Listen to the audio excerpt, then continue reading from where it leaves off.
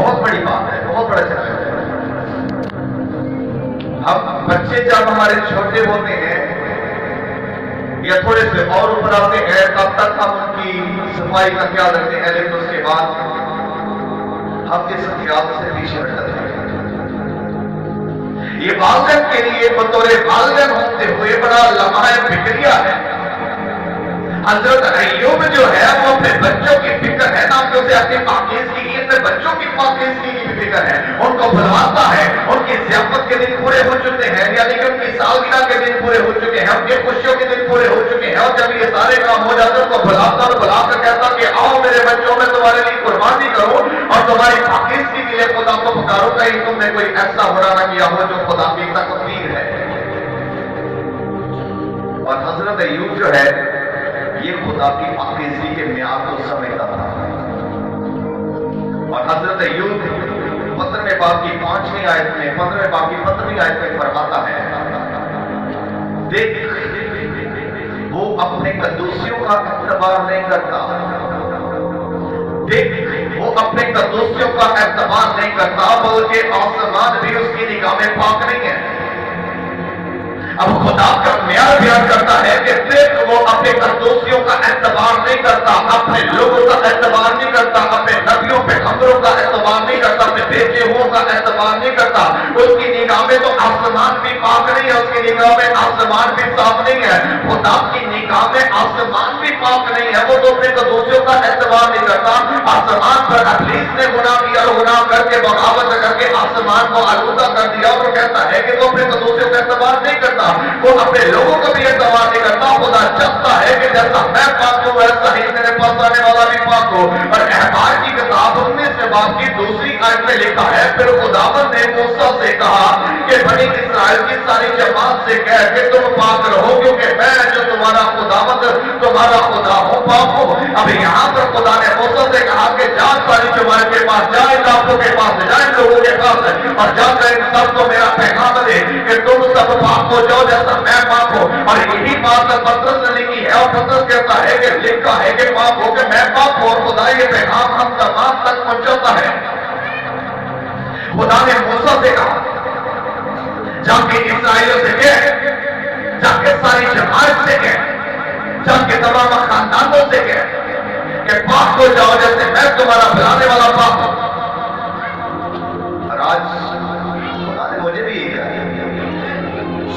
مومن پورا سے کہہ، مومن پورے کی کلیسیا سے کہہ کہ میں جو خدا ہوں تمہارا خدا ہوں، میں پاک ہوں، میرے لیے پاک ہوں،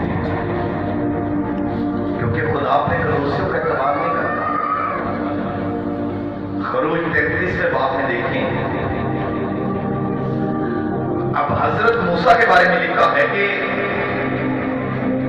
حضرت موسیٰ کے بہن بھائیوں نے موسیٰ کے خلاف کچھ باتیں کی، اور خدا نے اس کی بہن کو اور اس کے بھائی ہارون کو بھی بلا لیا۔ خدا کا غضب بڑھا اور اس کی بہن کوڑ سے کی مانا سفید ہو گئی، ان کو سزا دی گئی۔ اور خدا نے اس کے بہن بھائیوں کو بتایا کہ یہ موسیٰ جو ہے اگرچہ تمہارا بھائی ہے، لیکن یہ میرے خاندان کا امانت دار بندہ ہے۔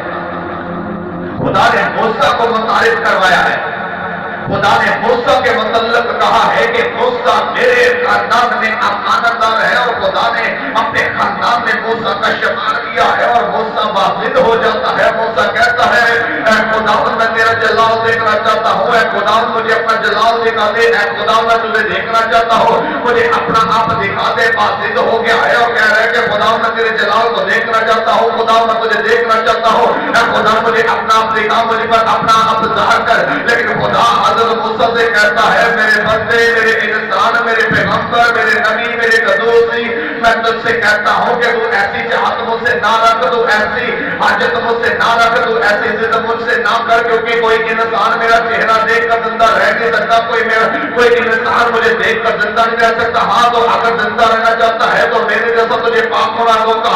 اور خدا نے وہاں پر موسیٰ کی اس ضد کے برابر یہ بات کہی کہ کوئی بھی انسان مجھے دیکھ کر زندہ نہیں رہ سکتا، کیونکہ میں پاک اور میری پاکیزگی کے مطابق تمہیں پاک ہونا ہوگا۔ اور اس لیے لکھا ہے اے ہمارے پاس تو جو آسمان پر ہے تیرا نام پاک مانا جائے۔ یسوع مسیح نے بھی یہی سکھایا کہ اے ہمارے باپ تو جو آسمان आसमान पर है, तेरा नाम पाक माना जाए। और यहाँ पर कितने हैं कि अब उसका नाम पाक मानते हैं? सब पाक मानते हैं। तो फिर हालत कैसी होती है? ये शख्स को थोड़ा मिला, हम सब उसका नाम पाक मानते हैं। और कैसा हम उसका नाम पाक मानते हैं? हमें कसम खानी जायज नहीं है। हमें सब लोग कहने शुरू कर देते खुदा की कसम, मेरे कसम है। हम खुदा के नाम को इतना पवित्र मानते हैं, और यीशु ने हमें सिखाया भी यही है कि तेरा नाम पाक माना जाए। और यूहन्ना 13 में लिखा है कि ईंटे पत्र से पहले आपने अपने शागिर्दों के पांव धोए, और पांव धोते धोते शमौन पतरस तक आए। और जब शमौन पतरस तक आप आए तो शमौन पतरस के जब आपने पैर धोए तो शमौन पतरस कहता है, खुदावंद तू ऐसा क्यों करता है? ऐसा करना तुझे रवा नहीं है, तू तो रब्बी है, तू तो उस्ताद है, तू ऐसा क्यों करता है? हमारे पांव धो रहा है। यीशु ने पतरस से कहा कि अगर मैं तुझे ना धोऊं तो तू मेरे साथ शरीक नहीं हो सकता। अगर मैं तुझे साफ ना करूं तो मेरे साथ शरीक नहीं हो सकता। इसका मतलब है कि पाकिस्तानी के बगैर हम यीशु के साथ शरीक नहीं हो सकते। और यीशु ने अपने शागिर्दों के पांव धोकर कहा कि भाई अगर मैं तुम्हें साफ ना करूं, अगर मैं तुम्हें पाक ना करूं, अगर मैं तुम्हें पवित्र ना करूं, अगर मैं अलग थलग तुम्हें ना करूं, अगर तुम्हें महफूज ना करूं, तो तुम मेरे साथ शरीक ही नहीं हो सकते, मेरे साथ मेरी बराबरी नहीं कर सकते।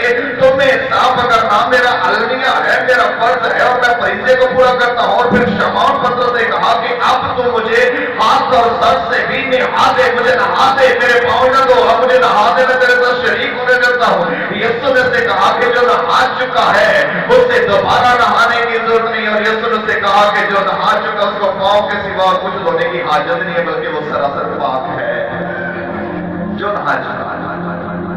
अब नहाने का मतलब ये है कि डॉक्टर के साथ पानी डाला हुआ है, साथ नहीं। नहाने का मतलब है जो मेरा इकरार कर चुका,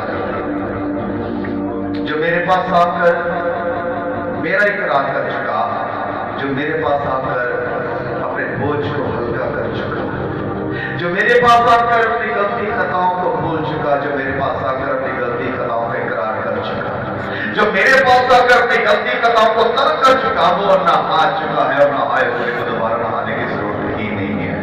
और यही पाकिस्तान बहुत कुछ में डाली जाती है। पाकिस्तान क्या है? और यीशु ने यहाँ पर एक मिनट में एक इस मसले को बयान कर दिया। नहाए हुए को पूरे नहाने की जरूरत नहीं है, बल्कि वो तो सरासर पाक है। और तुम पाक हो, तुम पाक हो। और वहां पर बैठे बैठे यीशु ने इस मसले को ऐसे सुलझा दिया, कह दिया कि तुम पाक हो, मगर तुम सबके सब पाक नहीं हो। वहां पर 12 शहीद हैं, और 12 शहीदों से आप कलाम कर रहे हैं, और 12 शहीदों से आपने कहा कि तुम पाक हो, मगर सबके सब नहीं है। अब वहां पर सारे कहते हैं ये क्या बात है? हम तो 12 बैठे हैं, और 12 को कहते तुम पाक हो, मगर सबके सब नहीं है। क्योंकि उनके दरमियान यहूदा अस्कर युद्धी भी बैठा हुआ था। यहूदा अस्कर युद्धी के दिल के अंदर, मन के अंदर खोट भरी हुई थी, लालच बना हुआ था, क्योंकि वो काम करने जा रहा था जो उसे करना रवा नहीं था। वो यीशु को भेजने के लिए 30 सिक्के लेने वाला था। और यीशु ने कहा कि तुम सब पाप हो, मगर सबके सब नहीं। तुम्हारे अंदर एक बैठा है जिसके दिल के अंदर खोट है, और जो मुझे भेजने वाला है जिसके अंदर लालच है। और यही पाकिस्तानी और यही नापाकी है, यही पाकिस्तानी और यही नापाकी है। जिस्म को साफ रखना अच्छी बात है, लेकिन जो समझते हैं कि नहाना ही पाकिस्तानी है, तो मैं अक्सर कहता हूं अगर नहाना ही पाकिस्तानी है तो फिर मछली से ज्यादा पाक तो कोई नहीं ना, जो रहती है वो पानी के अंदर है। पाकिस्तानी जो खुदा की निगाह में है वो अपने मन को साफ करने का नाम है। पाक हो जैसे तुम्हारा बनाने वाला पाक है। और जब तक हम अपने बनाने वाले के प्यार के मुआफिक पाक नहीं होंगे, उस वक्त तक हम उसके हजूर जा नहीं सकते। यूहन्ना 15 उसकी 30 आयत में आपने फरमाया, अब तुम उस कलाम के सबसे जो मैंने तुमसे किया पाक हो। अब तुम उस कलाम के सबसे, ये जो कलाम हमारे पास है इसे हम तमाम कहते हैं पाक कलाम है। और ये पाक कलाम के मुताबिक उसने कहा कि जो मैंने तुमसे कलाम कर लिया है, जो कलाम मैंने तुम्हें दे दिया है, जो कलाम मेरा सुनते हो, पढ़ते हो, समझते हो, इस कलाम के सबसे तुम पाक हो, क्योंकि ये कलाम तुम्हें बताता है और ये कलाम खोलता बताता है, और कलाम बताता है कि चोरी करना गुनाह है, ये कलाम बताता है कि ज़िना करना गुनाह है, ये कलाम बताता है कि झूठ बोलना गुनाह है। लेकिन ये अगर कलाम ना होता तो शायद हमारे अंदर नापाकी बनी रहती, और यीशु मसीह ने कह दिया कि अब तुम उस कलाम के सबसे जो मैंने तुमसे किया तुम पाप हो। और फिर फरमाया कि मुबारक है वो जो पाक दिल है, क्योंकि वो खुदा को देखेंगे। मुस्तफा सिद्ध हो चुका था और कहता है कि मैं खुदा में तेरा जलाल देखना चाहता हूँ, मैं खुदा मुझे अपना जलाल दिखा दे, मैं खुदा में तुझे देखना चाहता हूँ। और खुदा कहता है भी कोई भी इंसान मेरे बंदे मुझे देखकर जिंदा नहीं रह सकता, मुझे देखने के लिए तुझे पाप पर साफ होना होगा, मुझे देखने के लिए तुझे अपने आप को धोना होगा, अपने आप के अंदर से तमाम तरह की गलतियां निकालनी होगी।